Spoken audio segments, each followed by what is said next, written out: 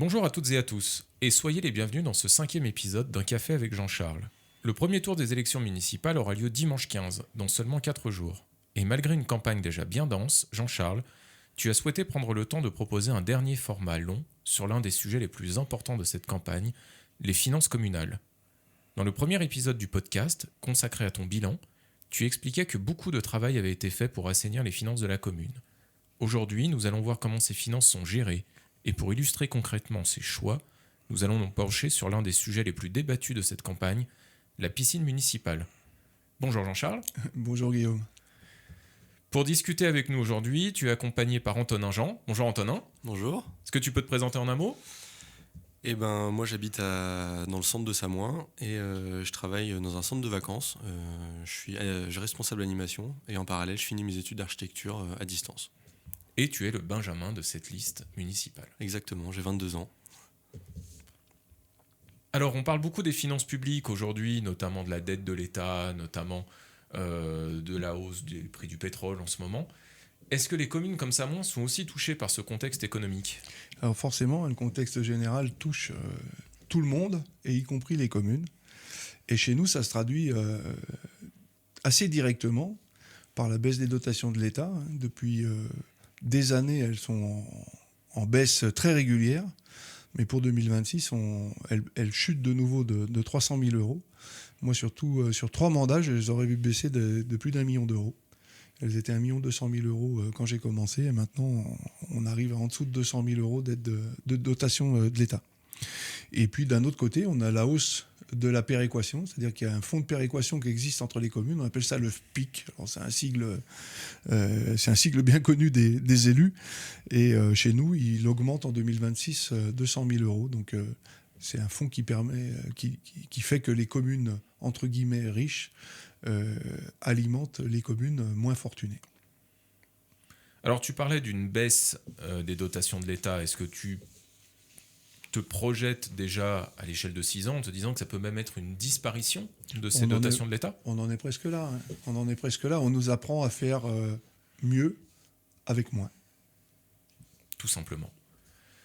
Alors avec ce contexte, sachant qu'on est en train d'envisager une disparition de ces dotations de l'État, comment une commune peut-elle garder son avenir financier en main ?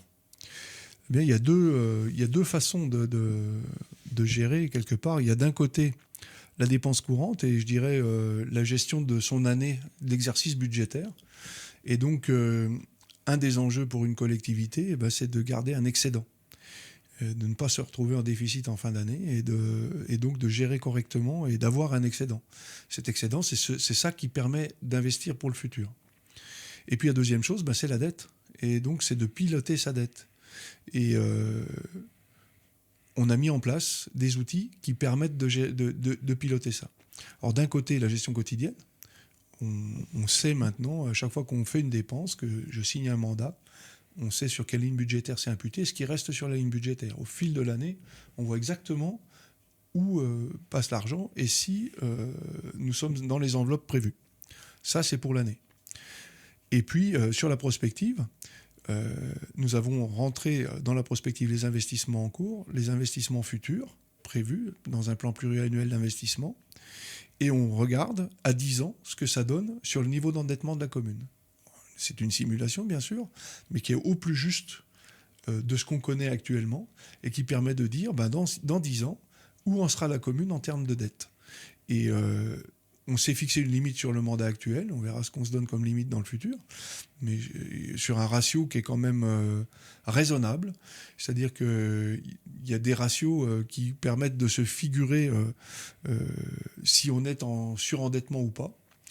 Et le ratio, il est calculé tout simplement en disant, si une commune consacre toutes ses ressources au remboursement de sa dette, combien de temps elle met à rembourser ? Quand on est à 9 ans, on rentre dans un niveau de surendettement. Et quand on est à 12 ans, les services de l'État vous disent, là, stop, vous êtes en surendettement et on vous met sous tutelle, on peut vous mettre sous tutelle. C'est la grosse alerte. Le choix qu'on a fait, c'est de dire on ne veut pas aller au-delà de 6 ans. Et donc, tout ce qui est posé en termes de projet sur le territoire communal actuellement fait que dans 10 ans, on ne dépassera pas le ratio de 6 ans. de 6 ans d'endettement, de remboursement, je dirais, de cette dette. Et donc, ça veut dire, quand on en est là, c'est que dans 10 ans, nos successeurs pourront continuer à investir, pourront faire des choix d'avenir, maîtriseront l'avenir de la commune encore. Donc, il y a beaucoup de communes qui nous envient cette situation. C'est très... je veux dire, on a de la chance quand même. Je veux dire, quand on voit les communes à l'extérieur du département ou en France, mais je dirais dans le département, on en a aussi. Je dirais, certaines communes, quand elles ont fait financer l'eau, le chauffage et le personnel de l'école, je caricature un petit peu, mais le budget, il est tout fait. Chez nous, on a encore des choix possibles parce que on a des ressources financières quand même importantes et puis on dégage de l'excédent, donc ça veut dire qu'on peut investir. Une gestion financière solide. Solide et saine, il faut en avoir conscience quand même. Ouais. Dans le contexte actuel, c'est rare. C'est vrai que quand Guillaume parlait de l'état de la dette de la France, si les communes, je veux dire, si la France était gérée comme les communes, on parlerait pas de dette, je pense. Et inversement, si les communes étaient gérées comme l'État, ça serait peut-être un petit peu une catastrophe. Ah, là, on serait au fond du trou. Je ne sais même pas si on oserait se présenter devant les citoyens. Alors pourtant, quand on regarde les 6 dernières années, et on les avait passées en revue lors de l'épisode dédié à ton bilan, on a pourtant le sentiment que la commune a beaucoup investi pendant ton mandat. Alors, on a fait un certain nombre de choses, et heureusement, je veux dire, la somme des investissements réalisés par la commune, sur le mandat, c'est 23 millions d'euros. Il y a 10 millions d'euros, un peu plus de 10 millions d'euros qui sont sur de l'investissement d'infrastructure, un peu plus de 10 millions d'euros qui sont sur l'investissement courant. Grosso modo, l'investissement courant sur la voirie, sur les bâtiments, sur les besoins courants de la commune, on affecte à peu près 1 800 000 euros par an. Et donc ensuite, les 3 millions restants, ce sont les investissements futurs qui sont en cours, je dirais. Donc il y a l'investissement sur la toiture de l'église en ce moment, et puis sur la place du village qui représente en tout 3,6 millions d'euros.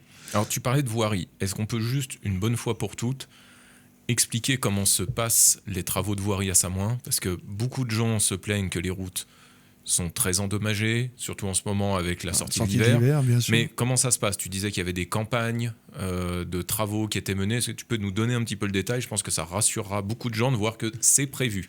Alors, je ne sais pas si ça rassurera tout le monde, mais n'empêche que Samoin a plus de 120 km de voirie à entretenir. Et donc, il y a une rotation annuelle qui se fait sur les plus dégradés. Et donc, chaque voirie a été évaluée. C'est-à-dire qu'on a, en fonction de son état, et donc on a les voiries en vert, en orange et en rouge. Et chaque année, les voiries en rouge, elles remontent et on traite. Donc il y a une campagne de fin d'hiver là, qui est en cours en ce moment où on met pas mal on rebouche des nids de poules, souvent avec de l'enrobé à froid, etc. Après il y a une campagne un peu plus sérieuse qui démarre en avril, la campagne de printemps, où là on refait des bouts de chaussée ou des chaussées complètes à différents endroits de la commune. Je vous dis, les voiries qui sont pour nous en rouge. Et on refait une campagne à l'automne, à la veille de l'hiver, pour remettre à niveau. Voilà. Ça se passe en 2 campagnes. Et grosso modo, c'est 400 000 euros par an, entre 4 et 500 000 euros par an, qui sont investis dans le noir. On appelle ça le noir, mais dans l'entretien de nos voiries. À part ces travaux d'entretien courant, quels sont les chantiers importants encore en cours aujourd'hui ?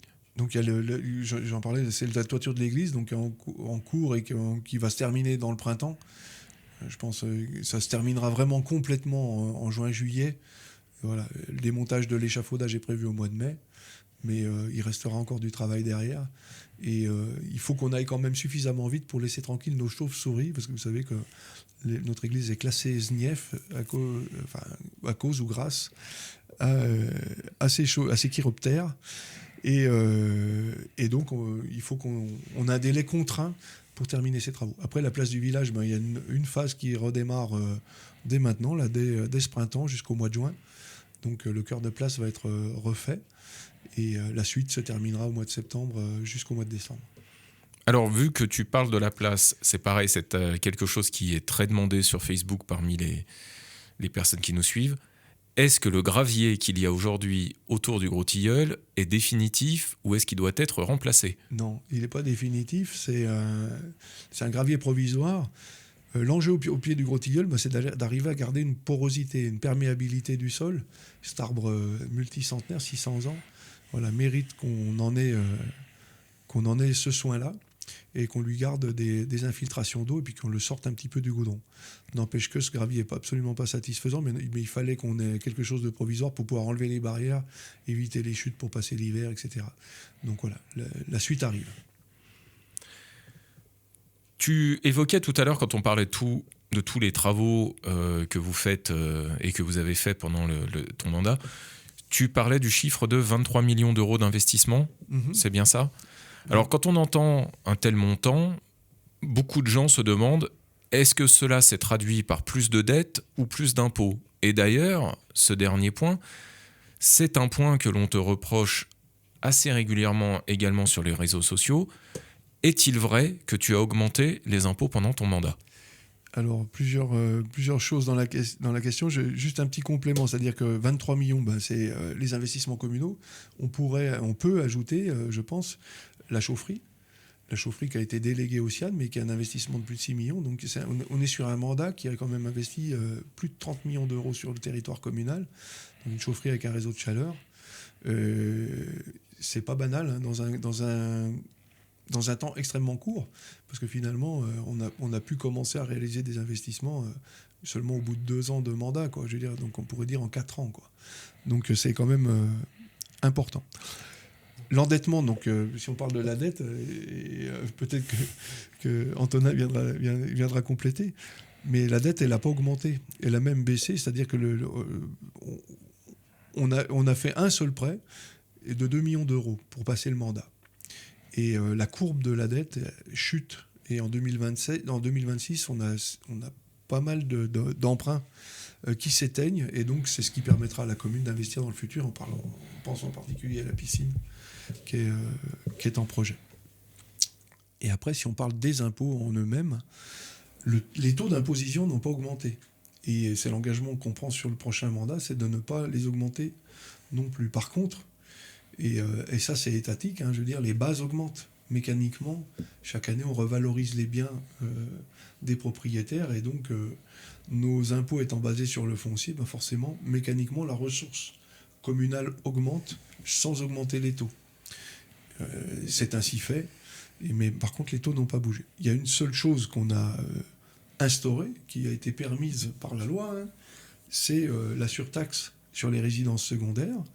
Donc a été instauré il y a un peu plus de 2 ans maintenant, et donc a été à 40%. Alors 40%, pour se donner un ordre d'idée, la charge moyenne pour un résident secondaire, c'est un peu plus de 400 euros par an.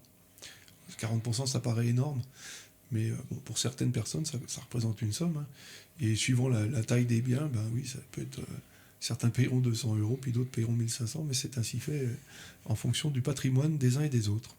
Par contre, cette somme, tu insistais sur un point précis tout à l'heure quand on préparait l'interview, cette somme, elle a un usage bien particulier, c'est de permettre l'installation des résidents à l'année. C'est le sens de la loi, et c'est ce qu'on a voulu, et c'est notre volonté. Je veux dire, le logement est un enjeu de cette campagne et de ce mandat, tout comme il l'a été sur le mandat précédent. C'est quelque chose sur lequel on a beaucoup œuvré. Et en fait, cette ressource, on ne peut pas l'affecter dans le budget communal. On ne peut pas faire un budget annexe, on ne peut pas classer les choses de cette façon. Mais n'empêche que cette ressource, qui représente à peu près 1 million d'euros, un peu moins d'1 million d'euros pour la commune, est clairement affectée à l'effort pour le logement, pour les résidents. Et typiquement, on a acheté la colonie de Senlis pour... la colonie de Senlis à Plampras, pour la situer correctement, pour créer du logement pour les résidents, on le fait grâce à cette ressource. Alors techniquement, pour une commune comme Samoin, où se trouve le juste équilibre entre investir et rester prudent ? Alors, j'en parlais, hein, c'est la dette en fait. C'est vraiment le pilotage de cette dette qui fait qu'on appuie sur les boutons d'investissement ou pas. Et une deuxième chose quand même, c'est aussi la ressource Je veux dire, on peut monter des projets. Un des enjeux d'ailleurs d'un mandat communal, c'est de monter des projets. Et on va revenir sur la piscine, qui est un bon exemple. On monte des projets, on recherche des financements, on cherche de l'accompagnement auprès de la région, de l'État, mais on attend peu de l'État maintenant, de moins en moins. Le département, évidemment, qui est un des principaux soutiens des communes dans notre département. On a cette chance d'être dans un département qui a encore une dynamique forte et qui peut accompagner ces communes. Il y a beaucoup de départements où c'est beaucoup plus compliqué. Et puis bien sûr aussi au niveau européen, si des lignes sont ouvertes pour les projets qu'on porte. Donc on monte le projet, on recherche des financements et on met en place l'ingénierie financière qui permet d'aller rechercher le financement et le poids politique qui permet d'y aller. Et à partir du moment où on a bouclé nos financements, et bien derrière, on appuie sur les boutons pour investir, pour réaliser. Alors, ce que tu appelles cette ingénierie financière, c'est la main-d'œuvre qualifiée que vous avez mis en place au sein de la municipalité pendant ton mandat précédent, de manière à avoir des gens qualifiés, capables de monter des dossiers, d'aller rechercher les bonnes subventions au bon endroit, au bon moment. Exactement. Le montage financier, il y a le montage technique dans un projet et le montage financier. Et le montage financier, il ne faut absolument pas le négliger. Et c'est ce qui fait qu'on est passé d'un niveau de subventionnement moyen sur les projets communaux avant 2020 qui était autour de 5% à actuellement autour de 30%. Alors, vu qu'on parle de subventions, on va venir sur l'un des sujets les plus clivants de cette campagne, très clairement, c'est la piscine municipale. Alors, la piscine municipale de Samoin, c'est quasiment une antiquité. Il faut appeler un chat. Elle est quand même... Elle a mon âge, c'est pour ça que tu dis ça ? Non, quand même pas. Elle est âgée et surtout, elle est limitée dans son usage. À savoir, elle n'ouvre que l'été, finalement. Alors, la première question que j'ai à te poser sur cette piscine, parce que c'est quelque chose que tout le monde pose.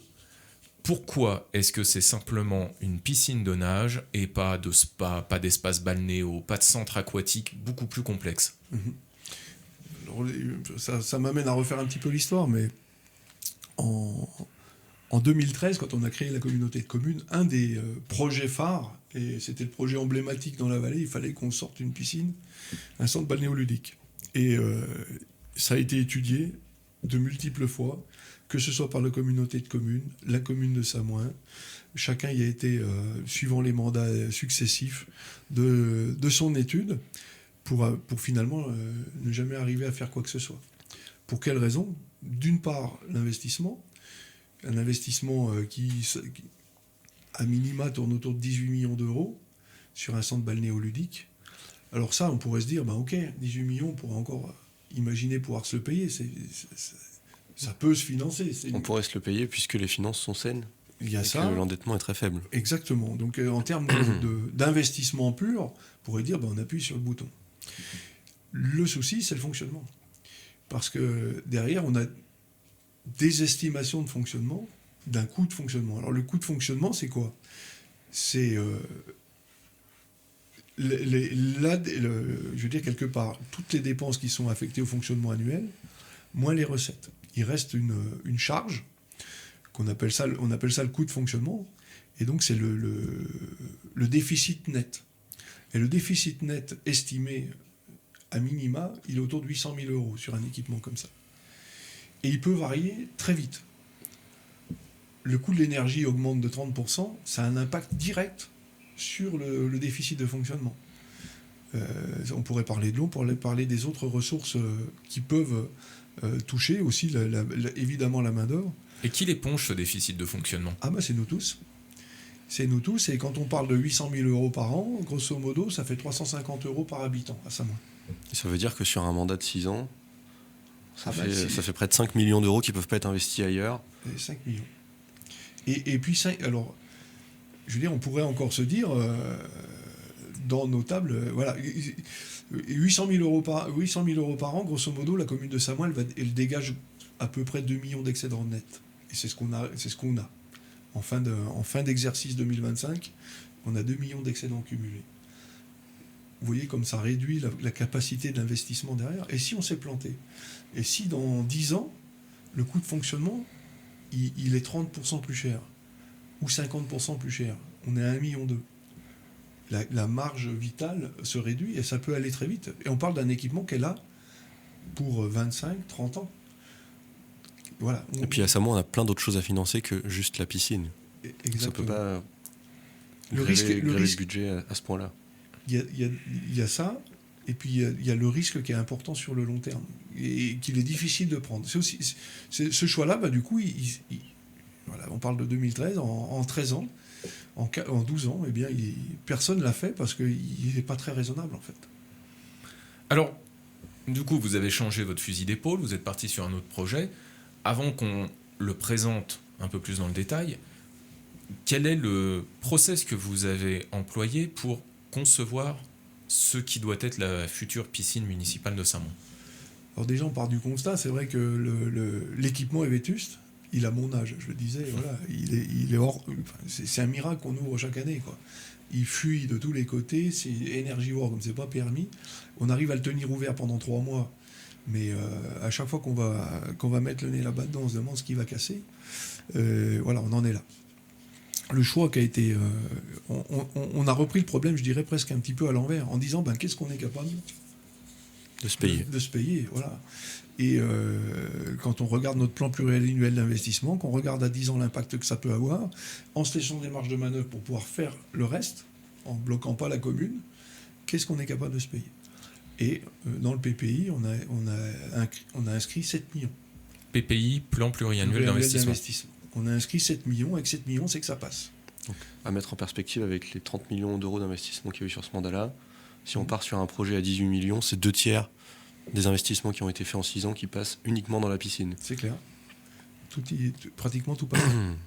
Et ton déficit de fonctionnement, notre déficit de fonctionnement, va obérer les investissements futurs. C'est-à-dire qu'on ne pourra pas faire la suite, quoi. On ne pourra pas faire le cinéma, on ne pourra pas actionner d'autres besoins communaux, faire les logements, notre résidence senior qu'on imagine pouvoir faire. Enfin, il y a plein d'autres projets qui, comme tu le dis, d'autres besoins à satisfaire. Parce que Alors, techniquement, toi qui as le nez dans les chiffres depuis 6 ans, là aujourd'hui tu es en mesure de dire qu'un centre balnéoludique, plus un cinéma revu, plus la maison des aînés, en fait tout ça, on est déjà hors budget. Si on fait le centre balnéoludique, on ne peut pas faire le reste. C'est quasiment sûr.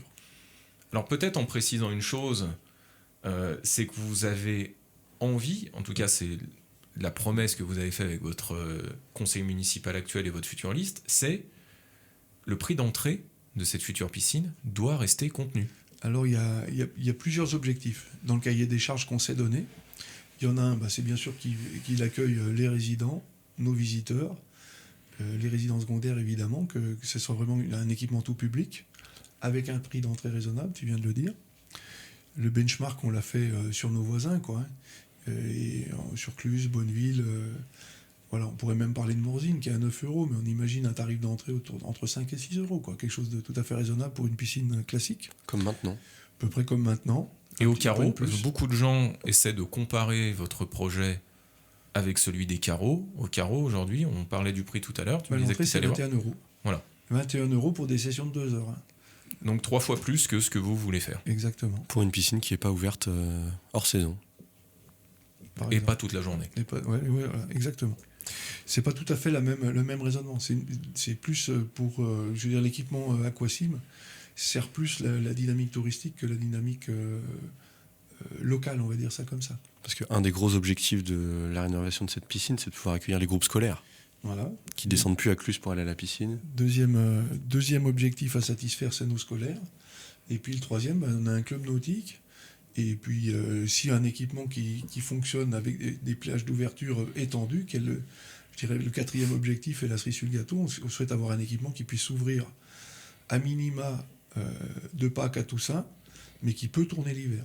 Et donc, c'est clairement ce qu'on a défini, et c'est ce qui fait que l'équipement il est couvert en partie. Alors, qui peut ouvrir l'hiver, c'est-à-dire que là, aujourd'hui, il n'y a pas un objectif d'ouverture pendant la période hivernale. Ça dépendra du conseil municipal futur. C'est-à-dire qu'il peut ouvrir l'hiver. C'est-à-dire que techniquement, c'est carrément possible. Après, c'est un autre mode d'exploitation que c'est un autre mode d'exploitation. Parce que jusqu'à maintenant, on parlait de déficit de fonctionnement. Actuellement, il est de 250 000 euros par an. Grosso modo, on est à peu près à 250 000. Avec le projet actuel. Le projet actuel, si on tourne de Pâques à tout ça, on est à 300 000 euros de déficit de fonctionnement annuel. Donc on est très proche, sur une période très proche du déficit actuel, sur une période bien plus étendue. Par contre, si on se met à ouvrir l'hiver, ben, ce déficit de fonctionnement va s'aggraver. Et puis les tarifs d'hiver ne seront pas les mêmes que les tarifs d'été, c'est pas possible, quoi. Malgré tout, il y a aussi une dimension environnementale que vous avez pris en compte pour ce projet de piscine. Ça, c'était pas trop difficile. Parce que quand on a un équipement qui a des années 60, en termes d'énergie, c'était open bar. Et puis, le temps passant et les canalisations souffrant, c'est une passoire en flotte. Donc c'est l'équipement actuel, l'équipement proposé, il va économiser 10 000 m3 d'eau par an. Et puis en termes d'énergie, c'est sans commune mesure, quoi. Grâce à la chaufferie bois.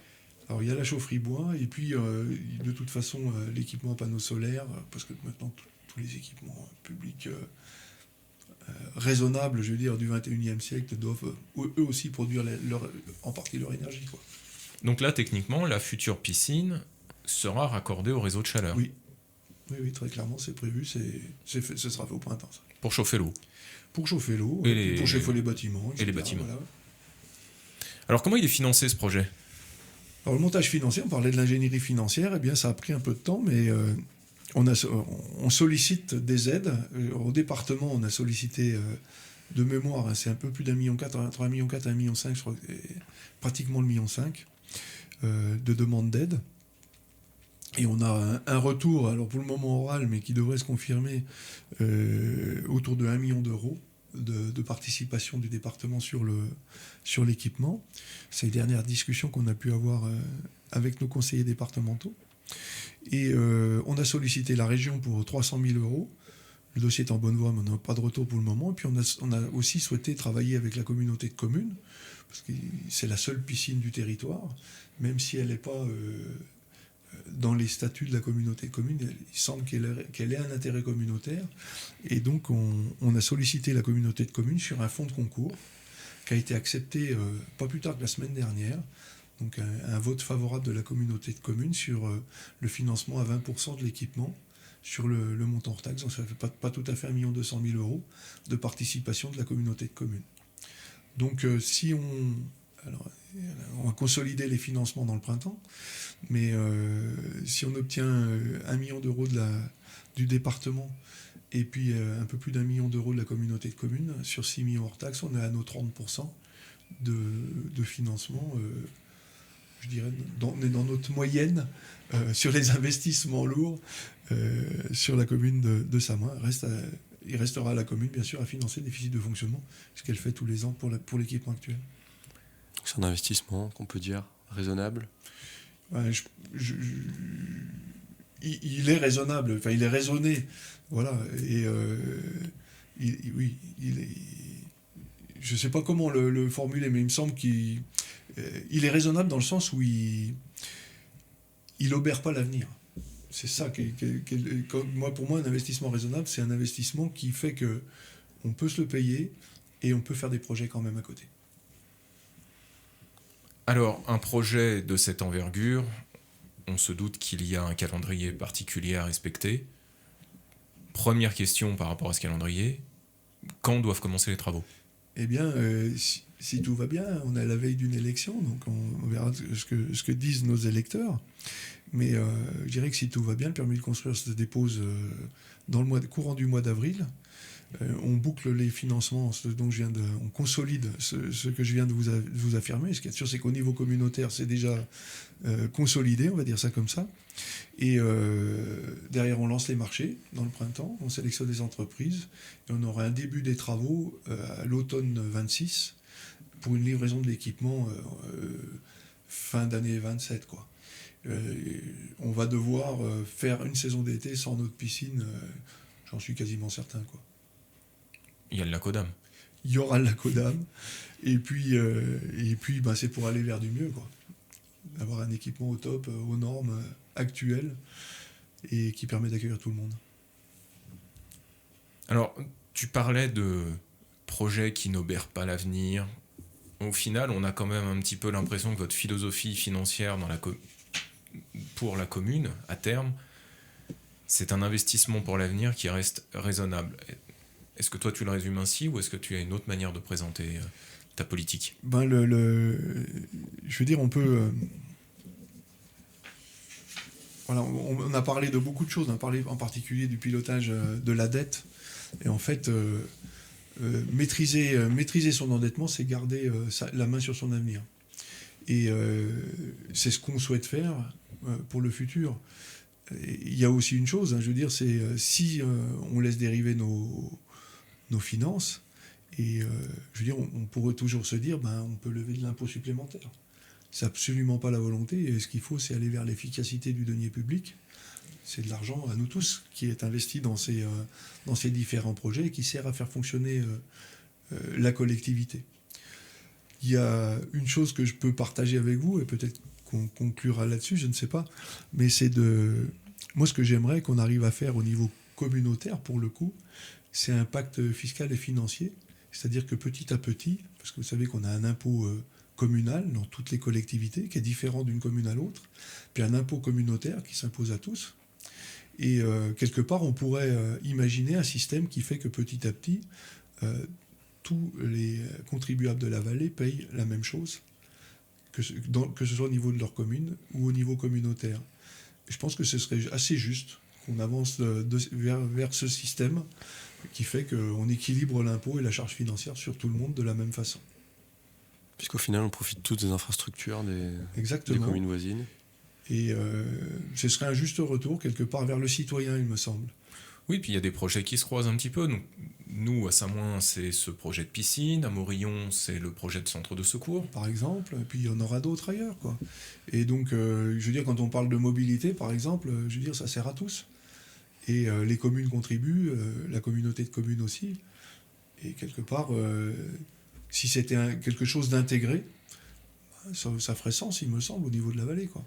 Et il y a plein d'autres sujets comme ceci. Et quelque part, ça nous orienterait vers des mutualisations intelligentes.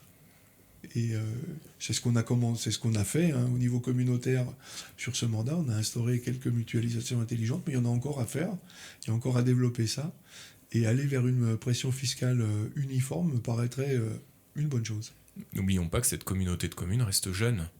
Ah oui, elle est jeune, parce qu'une communauté de communes qui a 13 ans, c'est les prémices. Et il y a des beaux projets qui arrivent, qui arrivent à maturité. C'est ce qu'on a réussi à construire sur ce mandat qui va arriver sur le territoire. Je pense en particulier à la LSH, l'accueil de loisirs sans hébergement qui va se faire sur le territoire de la commune de Samoin, sur le bâtiment du Grand Tétra. Et voilà, pour nous, c'est un service aux familles communautaire qui arrive sur le territoire de la commune et c'est du bon travail pour le futur. Ou des choses très concrètes, les navettes estivales. Les navettes estivales, elles sont nées sur ce mandat et elles se sont développées. Elles ont encore des possibilités et on veut limiter l'automobile dans le déplacement du quotidien. On voit bien que ce département est en train de s'engorger et y compris la vallée sur certaines périodes de haute fréquentation. Et voilà, plus on circulera avec des modes doux ou du collectif, moins on engorgera et moins il y aura de véhicules sur les routes. Très bien. Cet épisode d'un café avec Jean-Charles est terminé. On te retrouve avec une grande partie de ton équipe vendredi 13 à 19h à la salle du Bois aux Dames. Ça va nous porter chance. Voilà. Pour la réunion publique d'avant-élection. Voilà, c'est ça. Et on se retrouvera peut-être entre les deux tours, peut-être après. Maintenant. L'avenir n'est pas complètement dans nos mains. Exactement. Elle est dans les vôtres. Merci à tous, bonne journée. Merci, à vendredi.